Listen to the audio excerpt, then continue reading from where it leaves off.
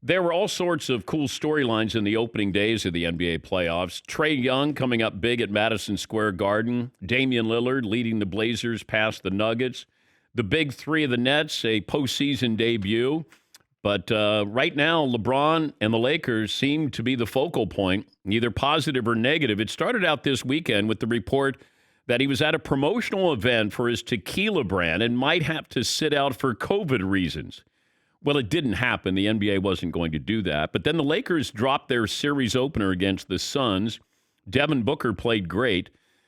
And I know that we overreact to that first game.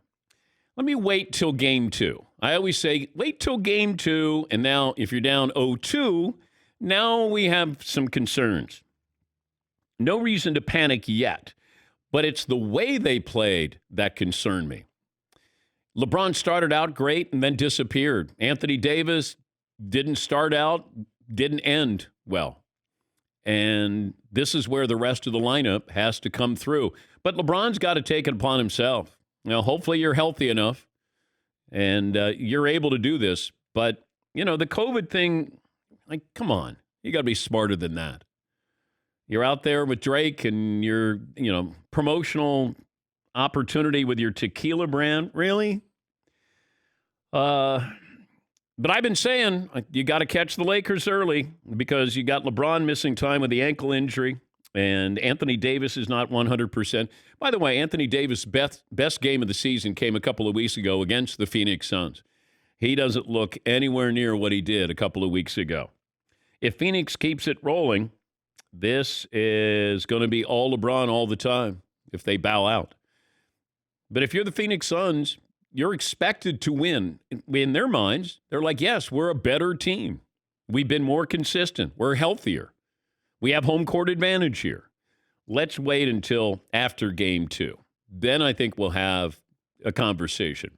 It's the same thing with what Memphis did to Utah. Is Donovan Mitchell going to play game 2? I picked Portland to beat Denver. I would never pick against Damian Lillard. Not in a moment like that. The Hawks against the Knicks. I picked the Hawks to beat the Knicks. Trae Young had a big moment there in the Garden. And when the Garden, you've arrived when the Garden acknowledges you. And they were chanting. Here is Trae Young after the win against the New York Knicks in the Garden. I think it was, you've been in the biggest stages. When you're in the zone and everybody's chanting F you.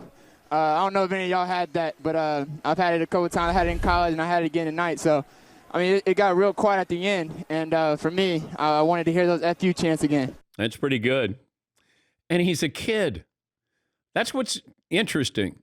When you look at today's NBA players, like Luka feels old at 23, right? Jason Tatum, I think, is 24. This is when stars, like Larry Bird is just starting his NBA career at this age. I think he might have been 23. Like, they're just starting. Like, Trae Young is 22.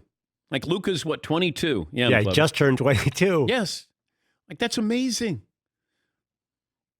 But it feels like they've been around a long time.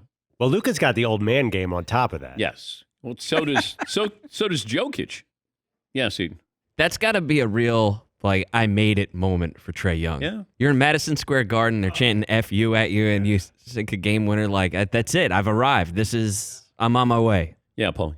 Jokic should be wearing low top New Balance and jean shorts out there.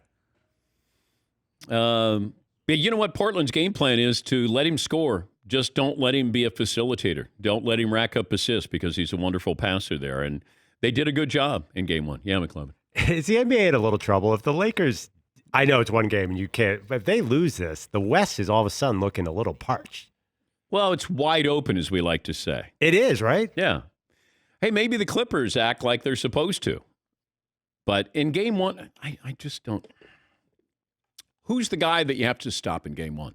You have 2 of the best wing defenders in basketball, or so I'm reminded all the time. The Clippers drive me crazy.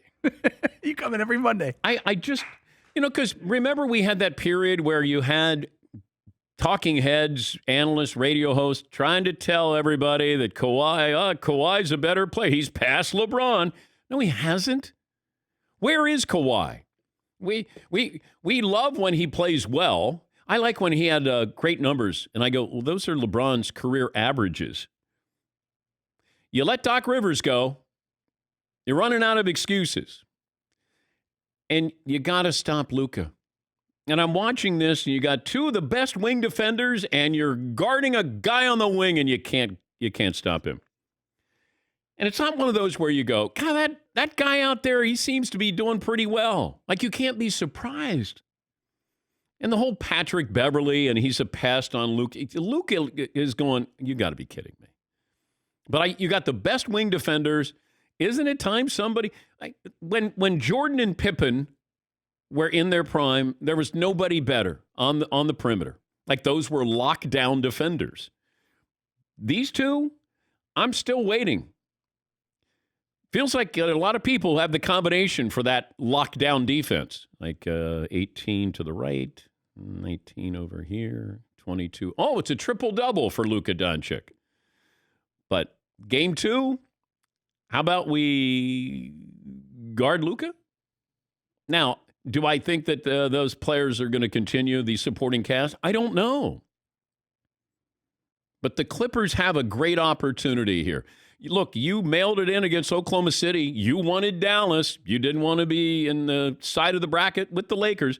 Okay, you got all this strategy here. Let's see it. And if they do produce, I don't want to hear from you. Hey, do you see what they did? They're supposed to produce. A guy whose nickname is Playoff P? I think the L is silent. It's just Payoff P. And Kawhi, okay, he's got 2 titles. Yes, wonderful. What he did in Toronto, wonderful. That's in the scrapbook here. How about we do something else? How about we take control? How about we have one of those great nights that great players do? That's what I'm waiting for. And maybe I've overrated them. Maybe that's what it is, that we keep thinking, okay, well, they got Kawhi Leonard. Okay. They got Paul okay. Like, what else do they have? And don't say Serge Ibaka. Oh, that Patrick Beverly's a pest. Okay.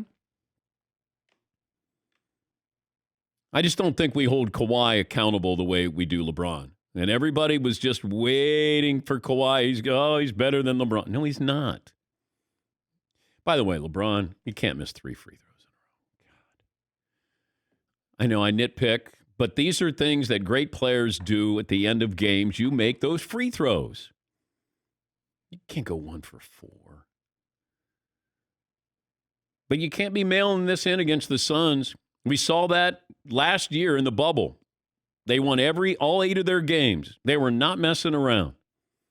And with Chris Paul, they're going to keep that team in every game. They just will.